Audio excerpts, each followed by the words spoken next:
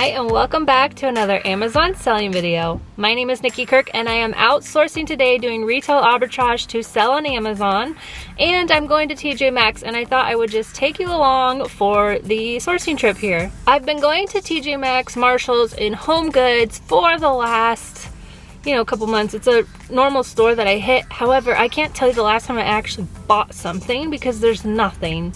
The beauty aisle has got nothing, which is normally my go-to. There's not a lot of toys yet, and we're in Q4. It is today, October 19th, I think. So Q4 is here, and they still don't have all their tables of toys. So knowing that, I don't have a lot of high expectations, but normally I do kind of just skip over the kitchen stuff because it takes a long time to scan, and since I'm not finding anything anyways, I just kind of am over the store at that point. But here's my game plan for today.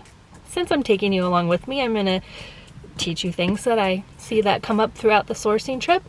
But I'm gonna go to beauty, which is always my go-to, and then I just kind of go around the perimeter of the store. Sometimes you do need to go through the middle, like the women's clothing area, because they have weights, or not weights, it's like water bottles, like workout stuff, workout stuff in that area. So I always go through and scan there. And during the summer there was a ton of Adidas hats, so I was scanning those all the time. So anyways, I go through the middle, do that, and then of course the cash wrap area is also really great. So with that, we are going to head in, and fingers crossed that we find some good stuff today, because I cannot take another bust of TJ Maxx. These stores are my favorite.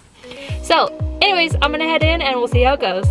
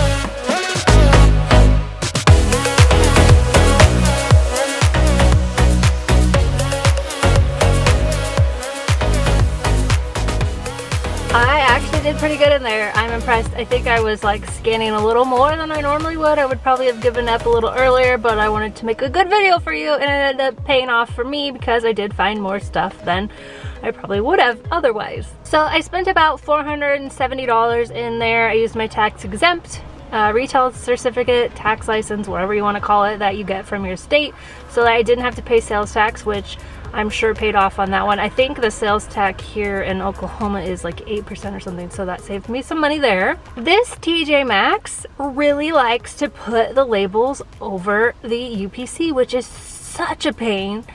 And it wasn't all of them, but it was most of them, and so I just peel them off now. I don't even care. I peel them back so I can scan the UPC.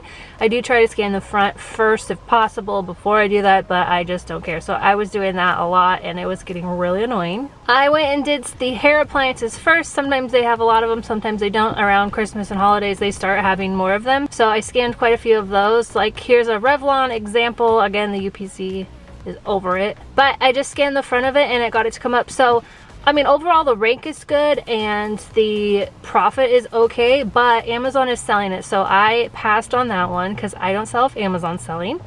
Then from there, I was right by the beauty items, so I headed over to the beauty items. And just your friendly reminder to always ask for approval in the app. Whenever it says you can't sell it, do not just take that as you can't sell it. Go ahead and ask for approval, because most of the time you will be approved.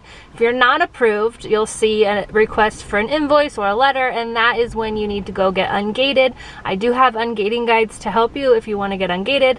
They come with an amazing support group. Like, that alone is worth the cost of the guides, but it also helps you step by step get ungated, and it's super affordable. New seller specific. I made them, like, literally that's how I got ungated, so I just made a guide to help you guys. So anyways, that's available. But all that to say, say that always ask for approval. And there's a new glitch, I hope it's over by the time this video comes out, but it's been going on for a while, where it will say you're approved, but it won't actually go away in the app.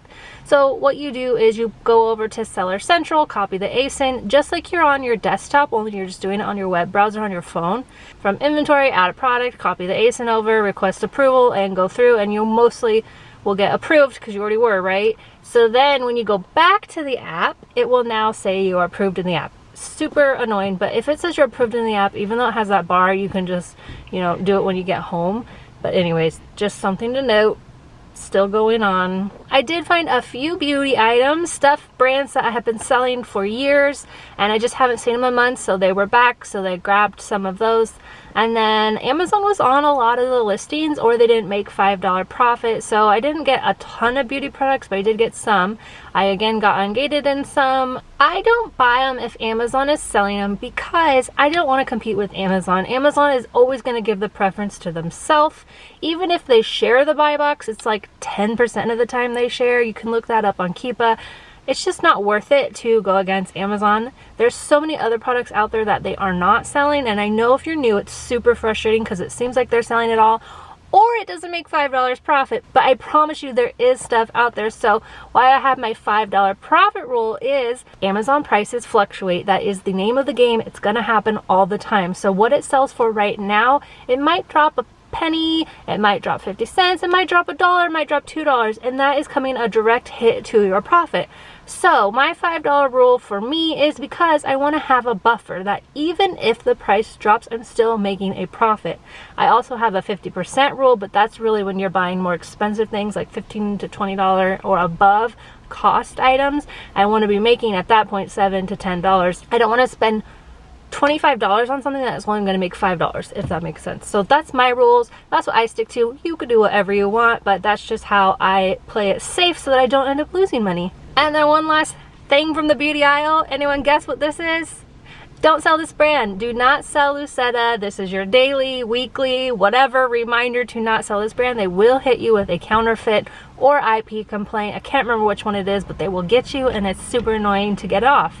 It can come off. Everyone, I don't want to say everyone in the group, but a lot of people in the group have had this. It can come off. You have a plan of action. You just send it into Amazon and you can get it taken off, but it is still just a pain to deal with. So don't buy them. Then I headed over to the kitchen and the food area, and so I just thought I would show you these tins because it's a good example. They cost $3.99. They make $3 on the single listing, but there's a lot of other bundle listings out there. So if you have the time, go ahead and look for bundle listings. You can normally find them by scanning the front of the product or typing it in to search for it.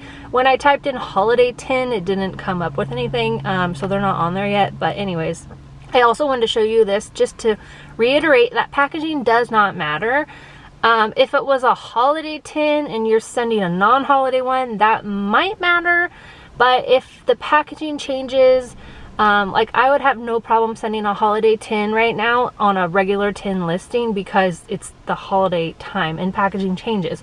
However, the product has to be the same. So like sometimes every year a manufacturer will change the packaging. It doesn't matter as long as the product, the ounces, everything is literally exactly the same, then the packaging doesn't matter. Here is a bolo for you from the kitchen area if you want to do the prep work. So these turkey Thanksgiving plates, they do make a good profit. However, you need to However, you need to bubble wrap and box them, and I am just lazy and not up to it, so I found them here at TJ Maxx. I'm sure they're also at Home Goods if you want to look for those. It might be easier to FBM just because you're already boxing it, but anyways. So you can see they were starting to put the tables out for all the Christmas stuff. Some of them were like half full or just a little bit full. They are putting stuff out, so it's another store I'll hit every week because they are putting stuff out now. I did end up getting some paper napkins for Thanksgiving, but that was really all the holiday stuff.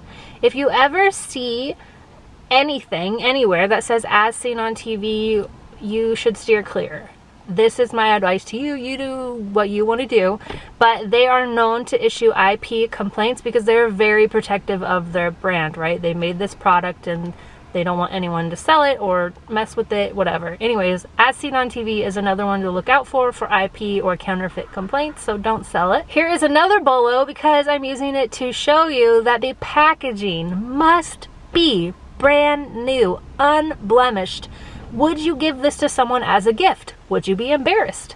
So those are all questions to ask if a packaging is okay. So this one obviously is like messed up. The window box is coming apart, which is unfortunate because it's a great item and I'm going to be on the lookout for it.